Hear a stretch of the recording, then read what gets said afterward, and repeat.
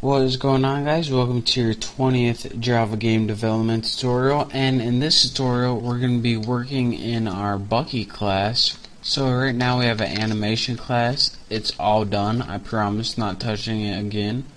We have our screen manager class to manage our screen, and now we have our Bucky class with our main method in it. Yours is probably named something different because your name isn't Bucky. Now I already filled in some stuff for you to not waste any time. It's pretty much just our main method. I created an object for this class and called the run method, which we are going to be building later. So now let's go ahead and outside your main method, again, don't forget you need to be outside your main method but inside your Bucky class still. Let's go ahead and do some things. Okay. Take a breath. First we're going to create three objects. Animation A, because remember I had an animation class, so we're going to create an object after we change this to private to access our animation class. Done. Private Screen Manager S, so now we can access the methods in our Screen Manager. This is a little too easy. Private Image BG, and what this is going to do is going to be our background image, or that gradient that I had from the last tutorials. I didn't change it, I kept it since it was so awesome. So now after this, the only thing we really need is a list of display modes. Now I'm going to give it 6 default display modes, and what it's going to do is take those modes and match them up against the graphic card modes, and when it finds one that matches, it's going to take it out and it's going to use that one.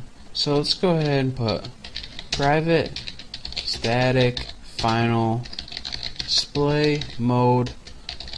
We'll name it modes 1 or something like that, and it's going to be an array. I call list and array the same thing, just get used to it. The first element in the array is going to be our first display mode. New display mode, and the settings for this one are going to be 800 by 600, 32 bits, and 0. So let's go ahead and copy this, and let's go ahead and duplicate it 2 more times. Same resolution, but the bit depth is going to be 24 and 16. Not 26, 16. So now we need to put commas in there instead of colons, because that is just silly. And actually we can put a semicolon down here. And now let's do this for 3 more display modes. So these are all going to be 640 by 480, and I'm doing these because these are common display modes. And just copy this 2 more times, and you just can't like make your own custom display modes since it's going to be comparing it against a graphics card. You usually want to put in ones that are rather common. So now we have this array called modes, and it stores 6 very common display modes. So at least one of these should match up against your graphics card, and when this mode matches up against your graphics card, that's going to be the display mode that's going to be used when they're playing the game. And you're saying, alright, what if all of these match up? Well, then it's just going to take the first one that matches up. So now that we have pretty much 3 variables in an array of display modes, let's tighten that up a little bit. we can move on to the next part of our tutorial. And the first thing we want to do is build a method that loads images and adds scenes to our movie. So load images and add scenes. And oh, I only spelled two things wrong, not bad. Load and scenes, just like that.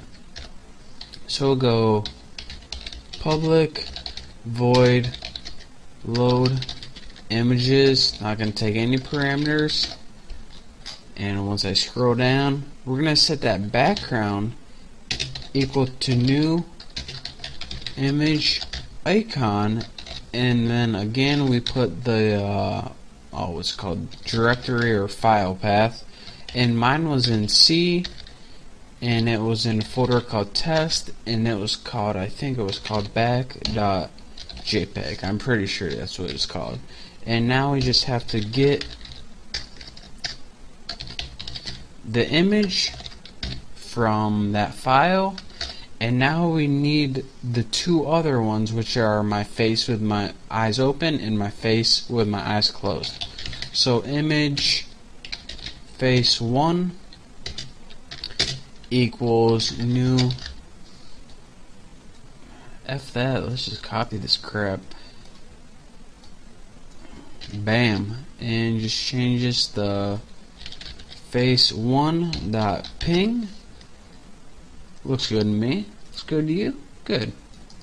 And then copy this, and face2 equals face2.ping. Pretty cool how I did that, huh? So now we loaded all these images into variables. So now we can go ahead and add them in our animation. So let's go ahead and create an animation object, new animation. So now we can use methods from the animation class, and the two things we want to do is add scene, and this is going to be the first scene we want to add is face 1 for 250 milliseconds, and then after that we want to add one more scene, copy face 2 for 250 milliseconds. And we don't need to add our background because our background is going to stay static. These scenes are going to be the only thing that's changing on it.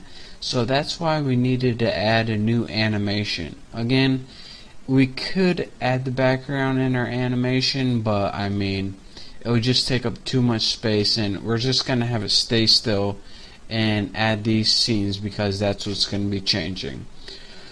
So for now, in the next tutorial, we're going to be building our run method and also maybe our movie loop if we have time.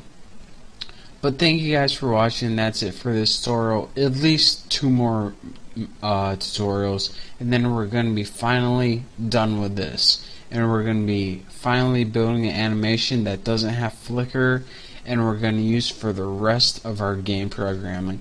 So again, one last time, thank you. Don't forget to subscribe, and I'll see you next tutorial.